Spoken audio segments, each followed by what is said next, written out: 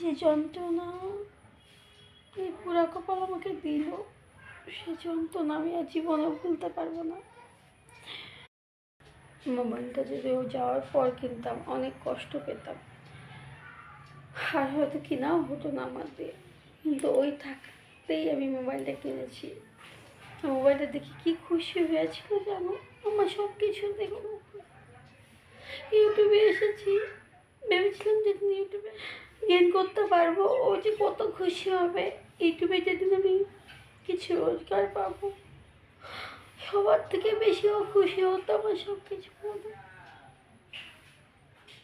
কতদিন থেকে রিল করি না, কারণ মোবাইলের ক্যামেরাটা তো ওই ধরতো, ওই নিয়ে আর কেমন করে রিল করব। হ্যাঁ, তোমরা অনেক সহানুভূতি দাও, অনেকে বলো যে দুঃখ করো না, কেঁদো না, কিন্তু কি করবো, দুঃখ না করে আর উপায় নেই। আমি এখন বেঁচেও থাকতে চাই না, ইচ্ছে করে না বেঁচে থাকি। বোধ হয় প্রাণটা যদি বেড়ে হয়ে যেত, ওটা মনে শান্তি পেত। আরেকটা সন্তান আছে আবার, কিন্তু বলে কি হলো, ওর ওর মতন যত্ন সেটা কেউ করবে না জানো। আজকে মোবাইলটা কিনে নিয়েছিলাম, বলে মা মোবাইলটা মানে দাও, আমি সিম লাগিয়ে দিই। সেটা টেটা সব করতো। আমি মোবাইল এনে তো 2 দিন ঘরে ফেলে রেখেছি, বললো মা আমাকে দাও, মোবাইল সেট আপ করে দিই। কি খুশি হয়েছিল। আমি ভেবেছিলাম যে এবার মাধ্যমিক রেজাল্টটা বের হলে আমি ওকে মোবাইল কিনে দেবো। আমি বলেছি বাবা তোকে মোবাইল কিনে দেবো, আর মোবাইলে এই জন্য দিতাম না, কারণ মোবাইলে এখন সব কিছু ভালো থাকে না, তোমরা জানো। কিন্তু মোবাইলটা এখন কত বাজে স্তরে এসে গেছে। আমরা যেহেতু কন্টেন্ট ক্রিয়েটর, আমরা মোবাইলটা শুধুমাত্র কন্টেন্টের জন্যই মানে নেওয়া আর কি।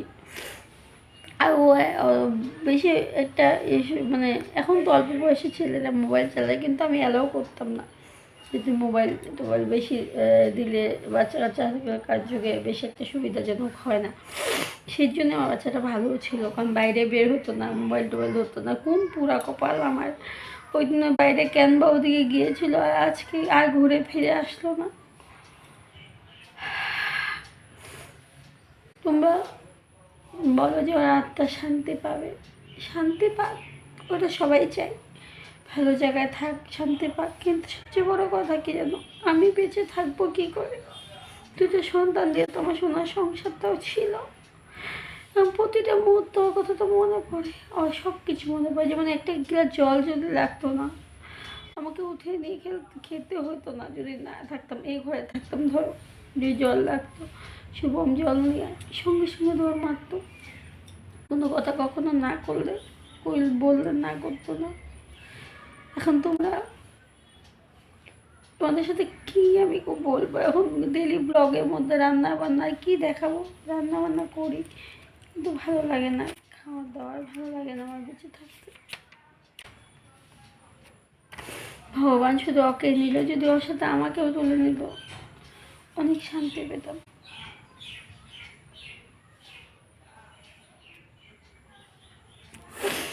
জীবনটা এখন তছনছ হয়ে গেছে, ভালো লাগে না আমার।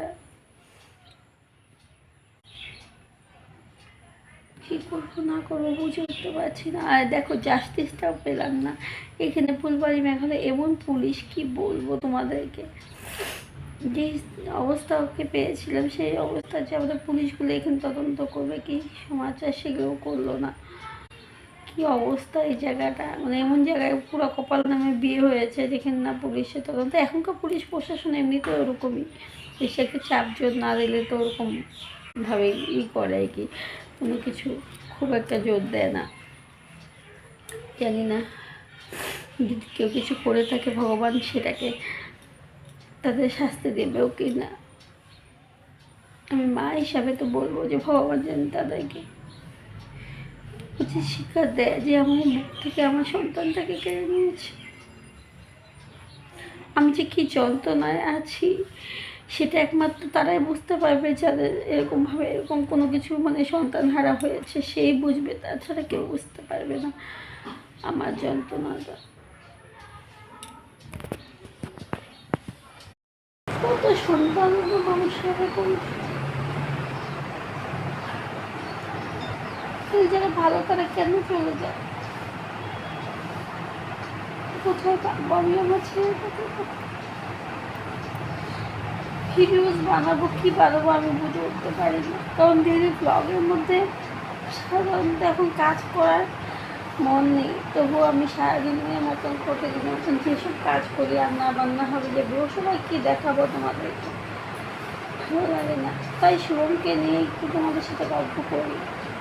তখন দেখো মনের ভিতরে দুঃখটা কোথায় আর করবো কোথায়, কী করবো, এমন একটা যন্ত্রণা। কিনবো মোবাইল কিনবো বলে ভাবছিলাম, তো বললো মা কি মোবাইল নিবা? মোবাইলটা দেখে গেছিল, ভেবেছিলাম ওকে একটা মোবাইল কিনে দেবো, ওকে তো মোবাইল কিনে দেওয়া হয়নি।